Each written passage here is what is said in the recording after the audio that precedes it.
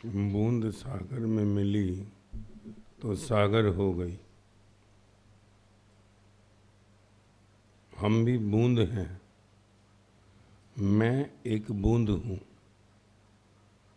बूंद यदि सागर की तरह शोर मचाने लगे, अपने को बड़ा समझने लगे, तो बूंद पर हंसी आएगी कि नहीं?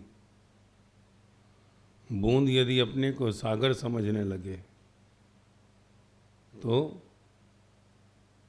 संसार जो है उस पर हंसेगा। कहेंगे ये बूंद अपने को इतना समझती है। ऐसे ही मैं एक आत्मा उस विराट परमात्मा के अंश के रूप में संसार में आया, और यदि मैं अकड़ने लगूं कि मुझसे कुछ हो रहा है, मैं कुछ कर रहा हूं, यदि ये अहंकार तुझे आ जाए, संसार भले तेरे पर ना हंस रहा हो, पर पूरा ब्रह्मांड, पूरी प्रकृति तुझ पर हंसती है। जो तुझे सुनाई नहीं देता, जो तुझे दिखाई नहीं देता, तेरे अहंकार के ऊपर पूरी प्रकृति हंसती है, पूरा ब्रह्मांड हंसता है। 33 करोड़ देवी देवता अगर कहा, सब हंसते हैं तुझ पर। ये अकड़ कितनी है, अहंकार कितना है।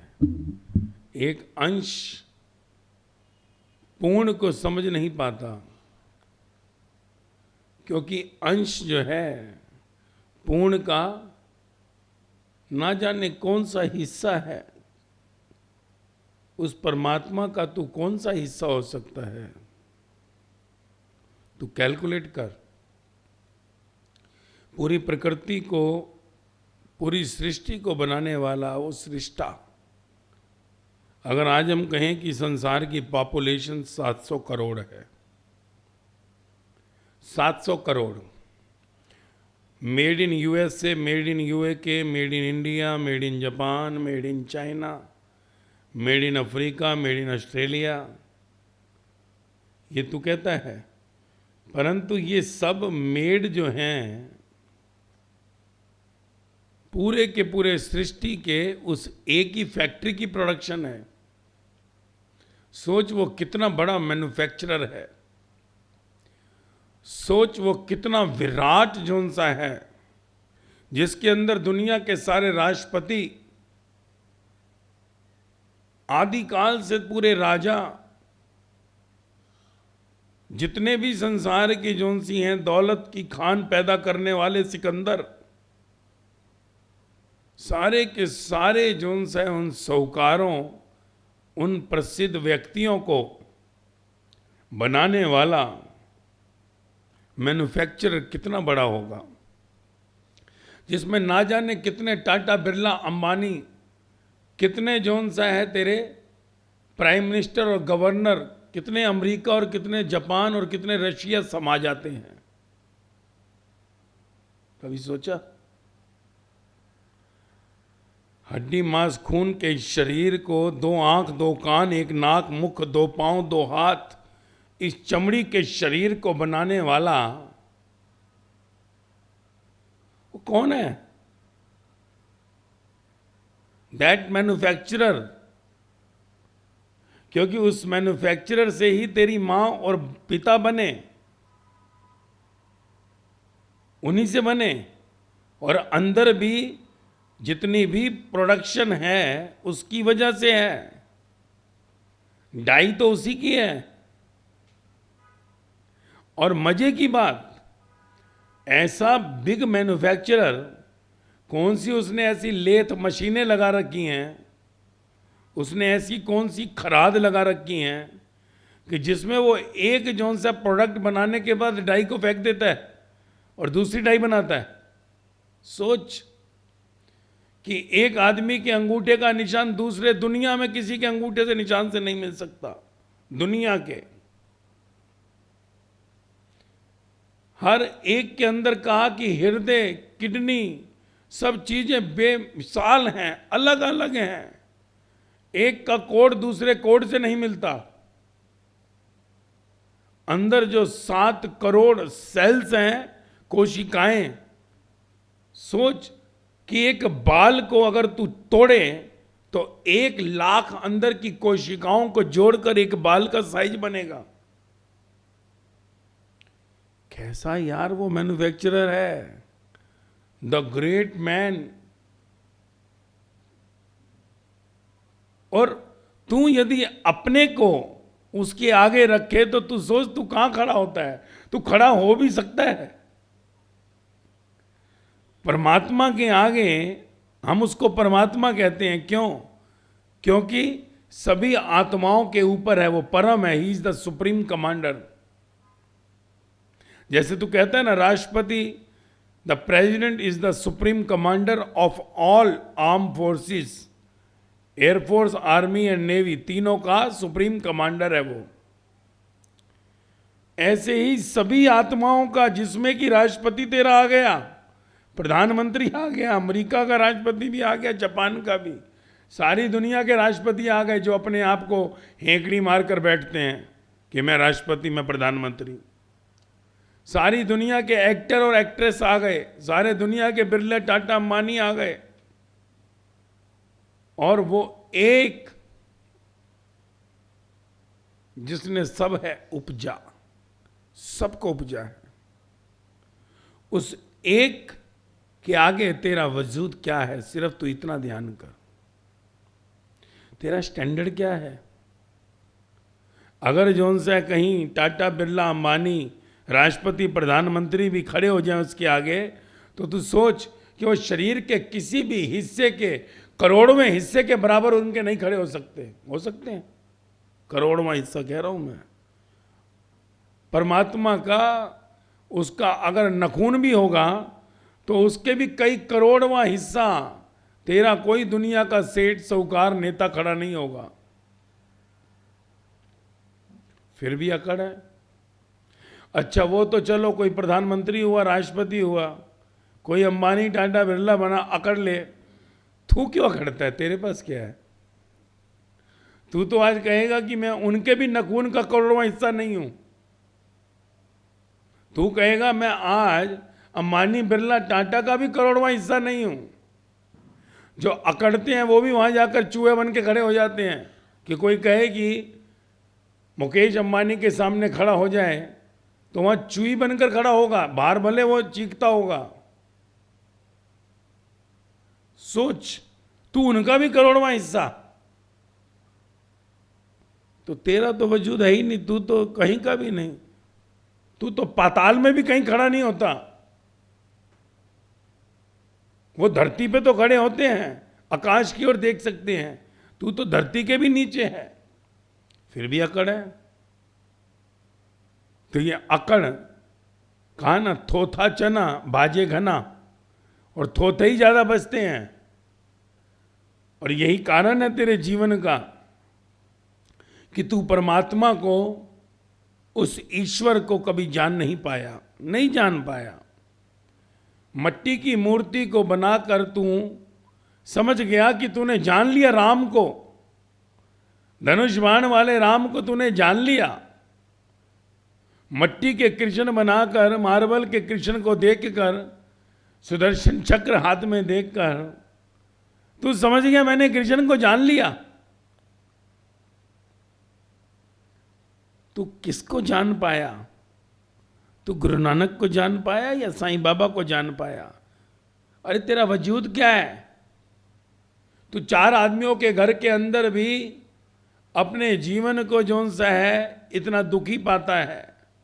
तू 4 आदमी, 4 लोग तेरे घर के हैं, उनके साथ भी नहीं चल पाता। और सोच, उस विराट प्रकृति को, पूरी सृष्टि को बनाने वाला कैसे चल रहा है पूरे संसार के साथ, जिसमें कोई किसी को गोली भी मार देता है, कोई सीधा आदमी है उसको गोली मार देता है, वो फिर भी उसको बर्दाश्त करता है। कोई किसी का बलात्कार कर देता है, वो फिर भी उसको बर्दाश्त करता है। कोई डाका मार रहा है, कोई चोरी कर रहा है, कोई किसी का निवाला खींच लेता है, कोई कहीं पानी मिला रहा है दूध में, कोई जहर मिला रहा है। वो सब कर्म करने वालों को भी अपने घर में रख रहा है, क्योंकि ये धरती तो उसका घर है। ये धरती परमात्मा ने अपना घर बनाया है, और इस अपने घर में वो चंडालों को भी रखने देता है। चंडाल, उनको चंडाल ही कहेगा ना, जो किसी को बेवजह गोली मार रहे हैं। उनको चंडाल ही कहेगा जो किसी से बलात्कार कर लेते हैं। क्या कहेगा उनको? जो किसी को गला काट देते हैं, जो कुछ भी करते हैं आदमी मर जाए पर अपना भला हो जाए, तो उनको चंडाल कहेगा या क्या कहेगा? ऐसी चंडाल चौकड़ी को भी परमात्मा ने इस धरती पर जगह दी है अपने घर में।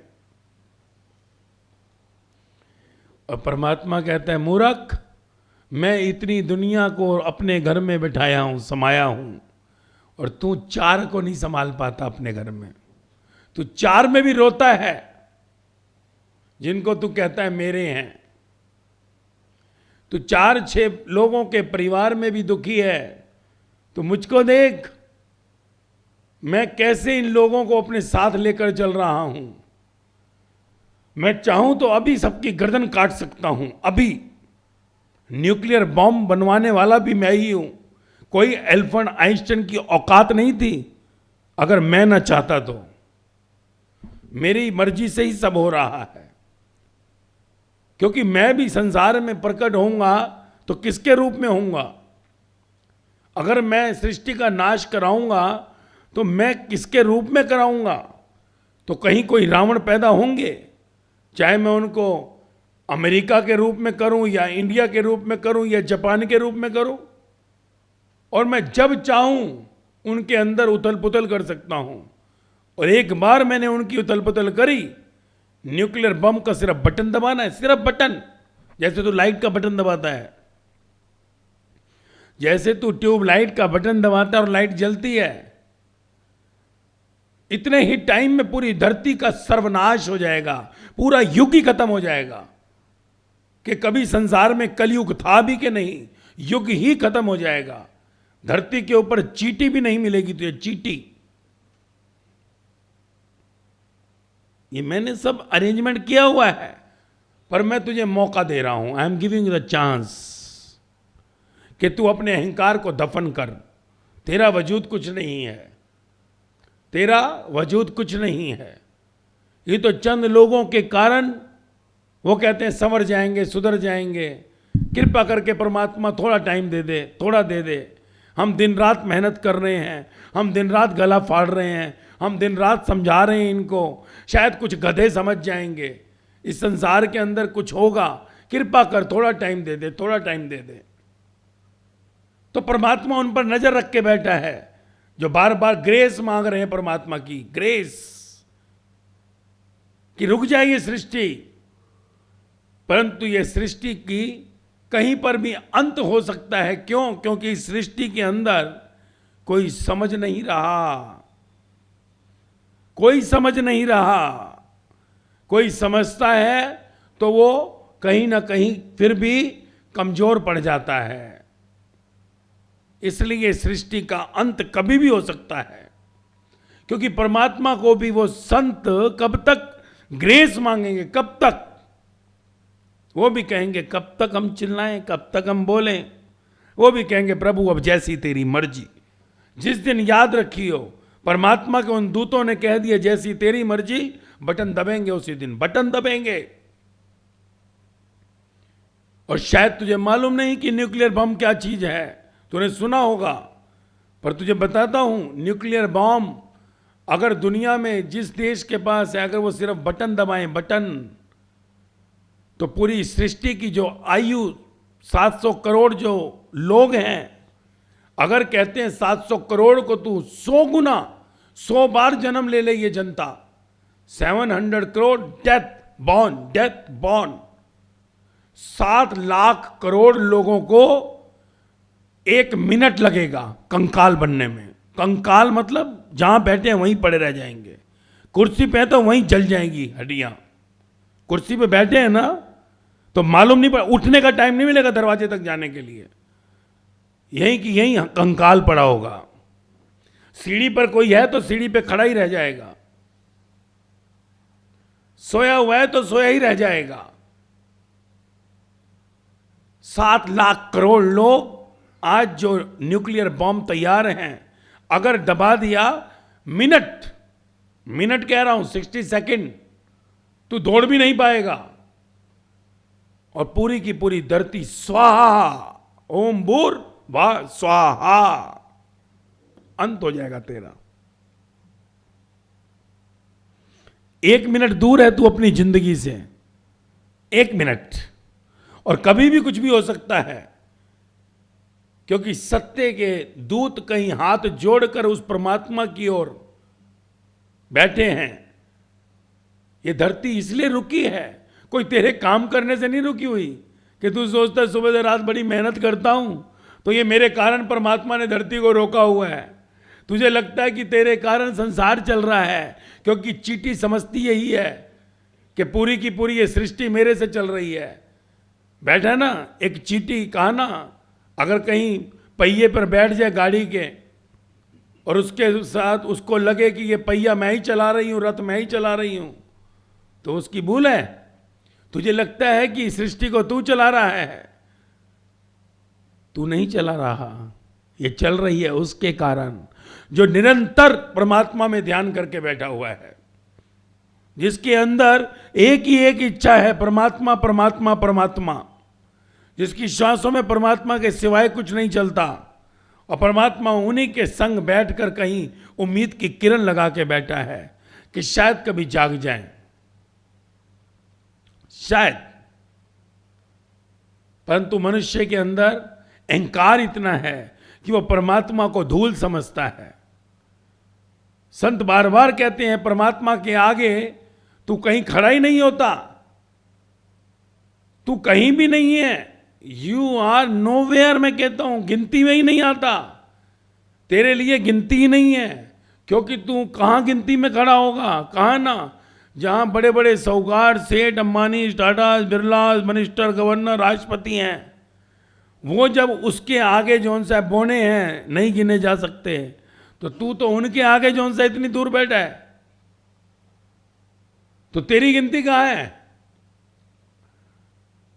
इसलिए कहा कि तू अपना ध्यान उसमें धारण कर, वो धारण कर, क्योंकि जब ये शरीर मट्टी होगा, जब ये शरीर कंकाल होगा, अगर तूने उसमें ध्यान किया होगा तो अगली सृष्टि की रचना में तू परमात्मा का हेल्पर होगा। You will be the helper of the God. God बहुत हो गया हेल्पर अपने बॉस का, बहुत हो गया हेल्पर अपने नेताओं का, बहुत हेल्पर हो गया अपने मालिकों का। 2% की तेरी नौकरियां संसार की, अगर यही नौकरियां अच्छी होती तो गुरु नानक साईं, बुद्ध, महावीर ने यही काम किए होते, राम परमहंस विवेकानंद कर लेते।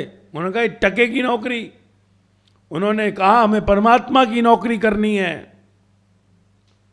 और आज परमात्मा के पास बैठकर वो ही कह रहे हैं कि थोड़ा समय इंतजार करो प्रभु।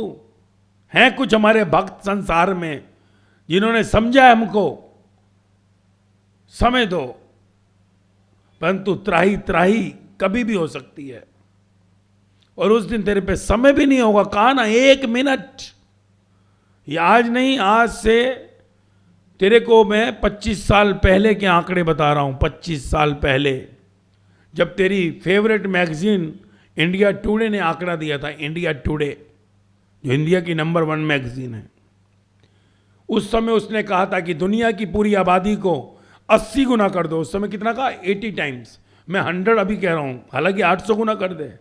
तो कहा with in a fraction of minutes धरती के ऊपर कोई पैदा भी हुआ था कभी, ऐसा होगा ही नहीं, मालूम पड़ेगा।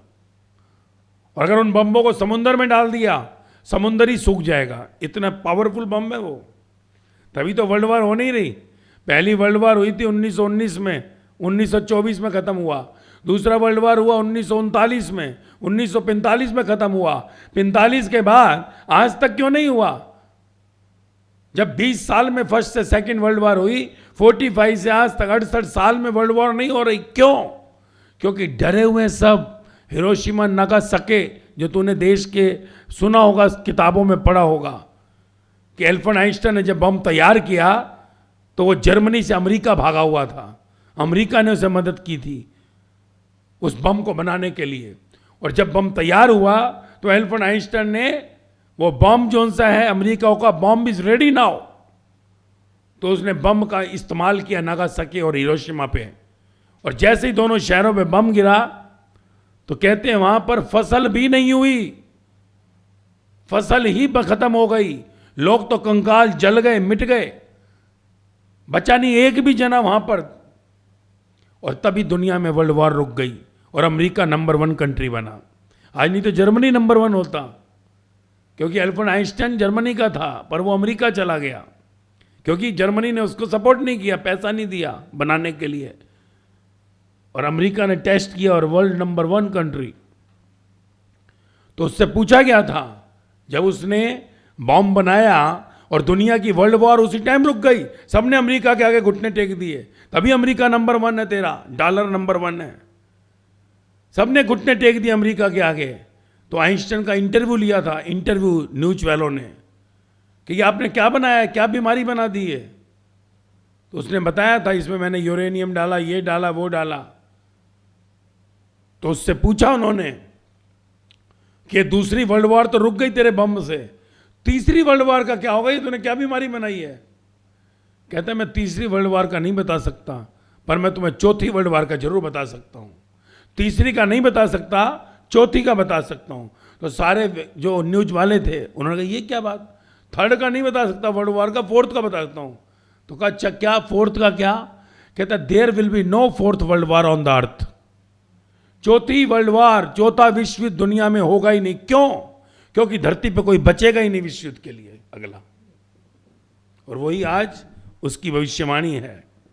आज दुनिया में छोटे मोटे देशों के पास भी वो न्यूक्लियर बम पड़े हैं, और यही कारण सब डरते हैं कि कहीं अगर हो गई विश्व वर्ल्ड वॉर तो तेरे को पता भी नहीं लगेगा कि सिर्फ एक जोन सा बम आया, शहर ही भस्म हो गया, शहर ही भस्म हो गया। तो ये जीवन की धार तू सोच रहा है कि तू कहे कि मुझे तो कुछ होगा नहीं, काजू पिस्ते बादाम खाता हूँ, सुबह प्राणायाम करता हूँ, मैं तो फूफे मारता हूँ, मैं तो, और बड़ा फिट हूँ मैं, देखो मेरे को कुछ नहीं हो सकता। बम नहीं देखता, मौत जोन सी है किसी भी पल तेरे ऊपर लटक रही है। इसलिए मैं कहता हूं कि परमात्मा की ओर मुड़ जाओ, let be the servant of God. आने वाले कल में परमात्मा के सेवक बनना, संसार के सेवक बनने से कुछ नहीं होगा। संसार में तो सब मरने ही वाले हैं, जो आज नहीं मरा कल मर जाएगा। तेरी सेवा से वो जी लेगा 20 साल और 50 साल, 50 साल बाद तो मरेगा। परंतु अगर तू परमात्मा की सेवा में उपस्थित नहीं हुआ तो फिर जीवन तो इसी संसार में रह गया, क्योंकि यहां हर एक का कनेक्शन परमात्मा से है। ध्यान रखियो, परमात्मा के धागे सबसे बंधे हुए हैं, परंतु हम सोचते हैं कि नहीं, काहे का परमात्मा, मैं करूंगा, मैं देखूंगा। ये जो तेरे अंदर की फीलिंग्स हैं, ये तेरे अंदर की जो इमोशंस हैं, इसको तुझे कहीं ना कहीं बैलेंस करना है। तू ध्यान दे, तू ध्यान दे। संसार के अंदर तू आया, समाज में इकट्ठे रहता है, तू ध्यान दे, पर इतना ध्यान मत दे कि तू सोचे कि मैं ही परमात्मा हो गया। परमात्मा है, वो सबको देखता है, वो सबको समझता है, सबको सुनता है। और यदि तूने परमात्मा होने की कोशिश की तो ये ऐसी होगा कि वो मच्छर सोच रहा है कि रथ मैं चला रहा हूं, फिर परमात्मा जोन सा है कब रोंद देता है मालूम ही नहीं पड़ता। तो ये जीवन की कथा है जिसको समझना जरूरी है। नहीं तो सत्य की यात्रा में बारंबार हम दुख लेते आए हैं संसार में और लेते रहेंगे, क्योंकि हमारी सत्य की यात्रा कहीं ना कहीं अधर्म की यात्रा है। क्योंकि तेरी सत्य की यात्रा धर्म है, इसका तुझे किसने कहा? तभी तो कृष्ण भगवान ने कहा कि कर्मों की गति अति गहन है, कि जिसको तू धर्म कहेगा, जिसको तू कहेगा कि अच्छा, वो अधर्म है, वो बुरा है। क्योंकि परमात्मा ने सृष्टि को बनाया, परमात्मा ने सबको बनाया, और परमात्मा सबको बनाकर कोई भाग नहीं गया, परमात्मा कोई भगोड़ा नहीं हो गया, परमात्मा हर एक के संग है। परमात्मा जैसे जैसे बनाया वैसे वैसे अंदर अपना अंश छोड़ता गया, अपना अंश। वो कभी किसी से जुदा नहीं हुआ, वो हर एक के अंदर बैठ गया। जैसे सुनता है ना कि महादेव ने कहीं जोन सा है, अगर कहीं बनाए, वो जो सती हुई उनकी पत्नी, तो अलग अलग बनाए ना उन्होंने स्थानों पर, तो अलग अलग जगहों पर जो है अपना रूप छोड़ा रक्षा के लिए।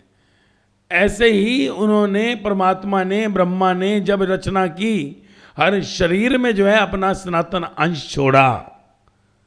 तो इसलिए तू हमेशा ये सोच, हर एक के साथ परमात्मा है। और अगर तू अहंकार करता है कि मैं करूंगा, मेरे से होगा, मेरे द्वारा होगा, मेरे बिना नहीं होगा, तो इसका अर्थ है तू परमात्मा के और उसके बीच में कहीं ना कहीं रोड़ा बन रहा है, रुकावट।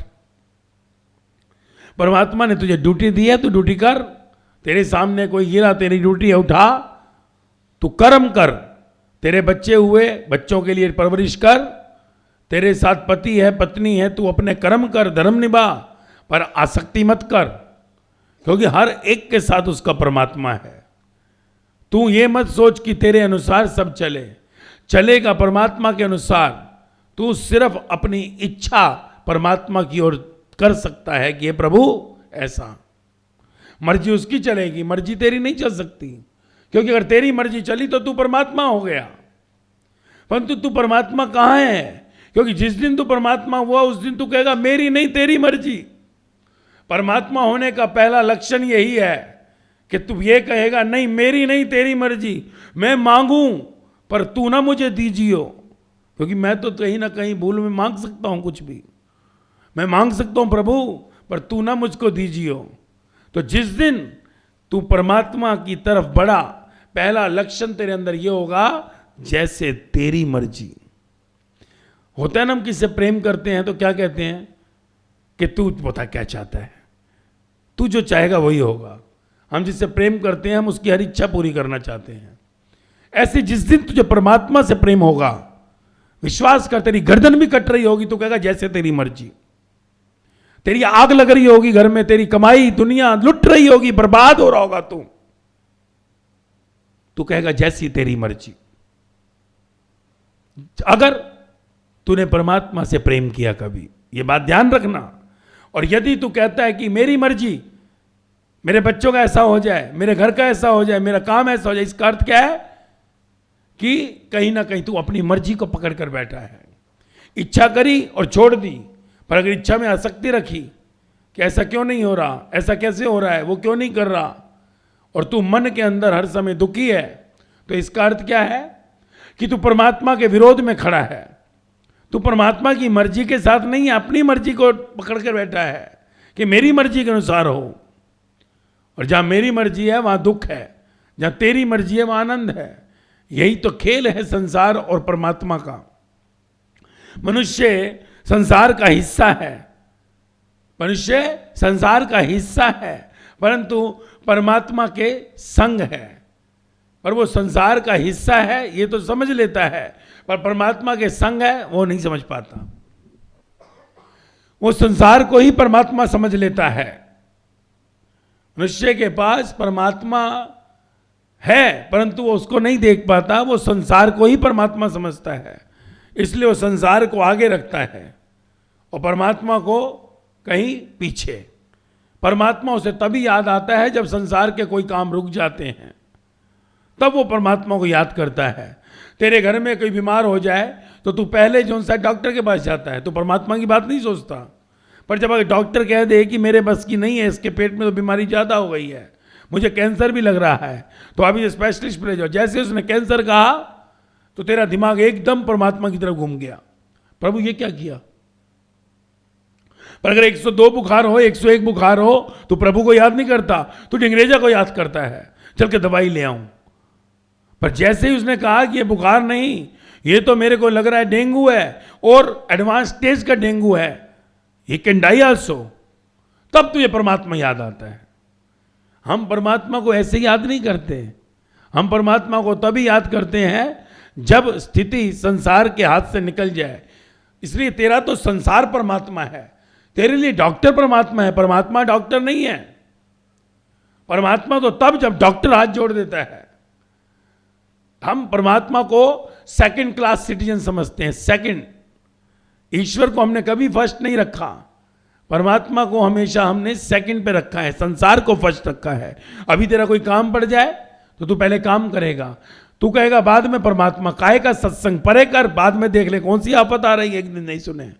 होता है ना, कितनी बार हम मिस करते हैं। कारण क्या होता है, कहीं ना कहीं किससे मिलना है, कोई घर में रिश्तेदार आया, चाची आई है, मामी आई है, दुकान पे ग्राहक है ज़्यादा, तो हम किसको पहला रेफरेंस देते हैं, जो हमारे सामने संसार है। क्योंकि मामी हो, चाची हो, भाई हो, संसार है, दुकान संसार है, फैक्ट्री संसार है, तो हम संसार को आगे रखते हैं, परमात्मा को सेकंड।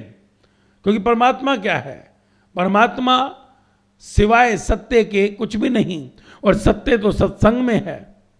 तो हम अपने जीवन में संसार को आगे रखते हैं कि पहले मेरा भाई, दोस्त, चाचा, ताऊ, मामा, क्योंकि तेरी बुद्धि ये कहती है कि परमात्मा बात की बात है, पहली नहीं। जब सारे रास्ते खत्म हो जाते हैं तब तेरा परमात्मा शुरू होता है।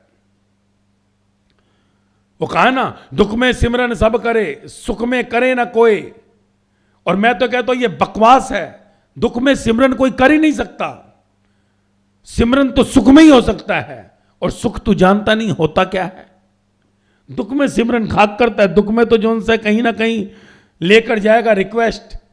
सिमरन का तो अर्थ है जो कभी रुकता नहीं, सिमरन का अर्थ है जो कभी छूटता नहीं, हर पल चलता है, अजप्पा सिमरन। और दुख में सिमरन क्या करते हैं, दुख में तो शिकायत करते हैं, दुख में तो रिक्वेस्ट करते हैं, ये कर दे वो कर दे। सिमरन तो सुख में ही हो सकता है, और सुख में सिमरन करता कौन है। सुख में कहते हैं जरूरत क्या है।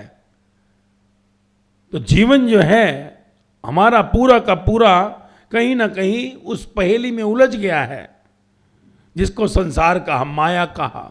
ये माया जरे जरे हमें मार रही है, जरे जरे, तुझे मालूम नहीं पड़ रहा।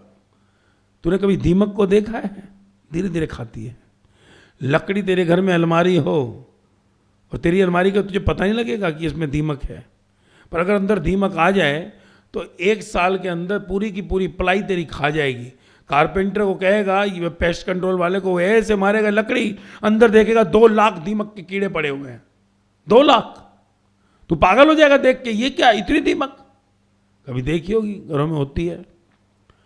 ऐसे ही तेरे शरीर के एक एक अंग को दीमक खा रही है, और यही कारण है जब शरीर मरता है तो बदबू आने लगती है। क्यों? क्योंकि दीमक से शरीर पूरा का पूरा अंदर ग्रसित हो गया, और माया से बड़ी दीमक कोई नहीं है। माया ही वो दीमक है, वही दीमक जिसको कि जीसस ने बाइबल में डेविल कहा, जिसने बाकी ग्रंथों में कहीं शैतान कहा, ये वही है जो तुझे खा रही है। और आखिरी समय जब आता है तो मालूम नहीं पड़ता, देह तो गिरती है, परंतु जीवन का वो सत्य जिसको पाना था हम पा नहीं पाते। क्योंकि बाहर की चमक, बाहर की धमक, बाहर के शरीर के इस क्रीम पाउडर पॉलिश को, बाहर की शेविंग क्रीमें, बाहर के बाल काले, बाहर के कपड़े लत्ते, बाहर के सोने चांदी, बाहर की गाड़ियां, बाहर के बंगले, बाहर की गाड़ियां, यही संसार बाहर माया पूरी की पूरी तुझे खा जाती है, छलनी कर देती है अंदर से। अंदर से तू छलनी हुआ है। इसलिए मैं कहता हूं जीता कहां है, तू तो मरता है। संसार में जीता कौन है? सब मर रहे हैं, एवरीबॉडी इज डाइंग। चलते फिरते शमशान है सब। जीने वाला तो तुझे नजर आएगा कि उसके पूरे के पूरे देह के अंदर से वो खुशबू जागती है, चारों तरफ खुशबू फैलती है। उसके जीवन में हर पल परमात्मा चलता है, और जहां हर पल परमात्मा चलता है वहां दीमक आ नहीं सकती, मौत उसको मार नहीं सकती, आग उसको जला नहीं सकती, उसको फिर कोई संसार में छू नहीं सकता, क्योंकि वो इस संसार का राही नहीं। वो अब सागर हो गया। आया था बूंद के रूप में, पर सागर से मिलकर सागर हो गया। तो तेरे अंदर वो आत्मा परमात्मा की कहीं एक अंश है। अगर तू चाहे तो इस आत्मा को परमात्मा से योग कर सकता है। तूने देखा होगा योगियों को, वो कहते हैं ये चक्र है, चक्र, ये मूलाधार चक्र है, स्वाधिष्ठान चक्र है, मणिपुर चक्र है, अनाहत विशुद्ध चक्र है। तो वो जो चक्र कहते हैं, वो कहते हैं कि कहीं नीचे से पांव से माथे तक, और ऊपर से वो दिखाते हैं किरण आकाश की ओर उड़ती है, जो सहस्त्रार जिसको कहते हैं, सहस्त्रार चक्र, कि उससे पूरा का पूरा उनका ब्रह्मांड यानी परमात्मा से कनेक्शन जुड़ जाता है। तो वो क्या है कि इस आत्मा को जब तू जान लेता है तो तू ही परमात्मा हो जाता है। कैसे? क्योंकि अब तेरा इस शरीर से हर कर्म परमात्मा द्वारा होता है, तेरे द्वारा नहीं होता। सागर जब नदी से मिल गया तो सागर ही हो गया, नदी नहीं रहा। नदी का अस्तित्व खत्म हो गया कि नहीं? नदी जब सागर से मिल गई तो सागर हो गई। अब तू सागर से नदी को अलग नहीं कर सकता। मैं कहूं जा कलकत्ता में खड़ा हो जा समुद्र किनारे और नदी को, गंगा को अलग करके दिखा। तू अपने जू बीच पे जाके गंगा को अलग कर, क्योंकि गंगा तो मिल चुकी सागर में, परंतु तू गंगा को अलग नहीं कर सकता। तू सागर के पानी को मुंह में डालकर थूक देगा, पर गंगा को कभी नहीं थूकता, ध्यान रखियो। और मैं कहता हूं तेरे सागर में गंगा समाई है। अगर तू अंदर गंगा हो गया तो सागर के जल को भी वैसे ही पिएगा जैसे गंगा को पीता है। पर क्योंकि तू खुद कूड़ा है, इसलिए तेरे को सागर का जल भी गंगा नजर नहीं आ सकता।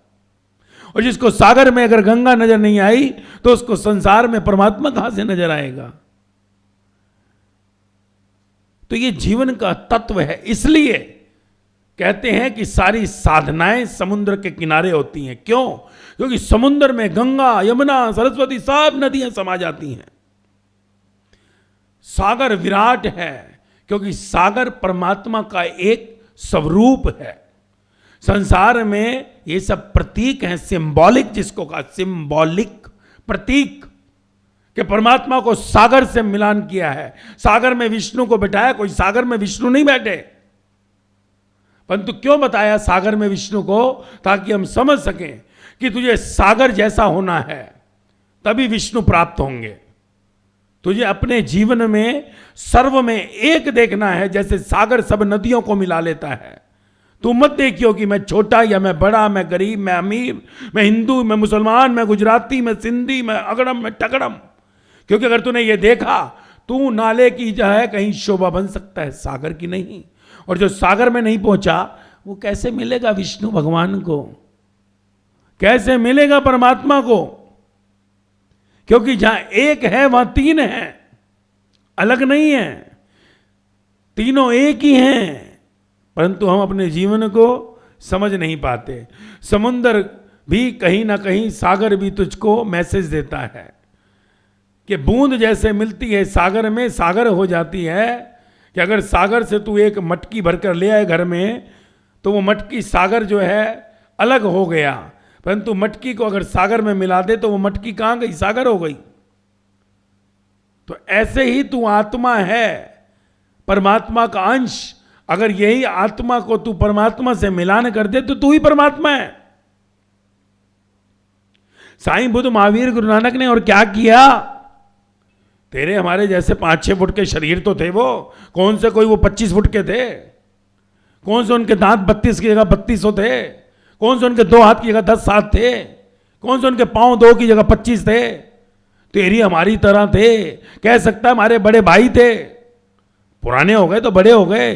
पिताजी कह ले, दादाजी कह ले, नाना जी कह ले, मामा जी, मुंह बोले मामा, मुंह बोले नाना, क्योंकि ओरिजिनल तो थे नहीं तेरे, ओरिजिनल तो नहीं थे, मुंह बोले कह ले। तो अगर वो 5 फुट 6 फुट के शरीर में परमात्मा हो सकते हैं तो तू क्यों नहीं हो सकता? क्या तकलीफ है तुझे? खाता अच्छा है, पनीर खाता है, दूध पीता है, बॉर्नविटा पीता हूं, ये खाता हूं, वो खाता हूं, सेब खाता हूं 150 रुपए किलो का, अंगूर खाता हूं, बादाम पिस्ते खाता हूं। अरे मूर्ख, उन्होंने तो ये भी नहीं खाया। तेरी खोपड़ी में बादाम इतने गए पर तेरी खोपड़ी कभी भी परमात्मा को उपलब्ध नहीं होना चाहती। तू सुबह जाकर दंड बैठ के मारेगा, पर हनुमान जैसा भक्त नहीं बनना चाहता।